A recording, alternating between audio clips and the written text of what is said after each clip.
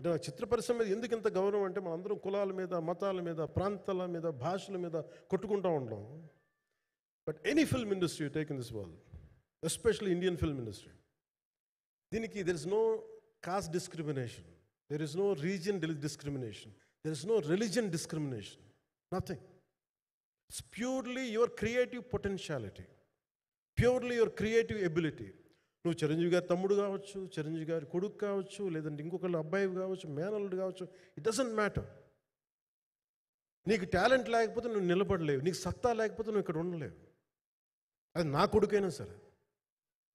It all depends నీకు ఎంత tenacity ఉంది, ఎంత పర్సీవరెన్స్ ఉంది, ఎంత నిలబెట్టుకోగలవు, ఎంత నిలదొక్కుకోగలవు, ప్రతికూలతలు ఎంత బలంగా నిలబడగలవు. ఒక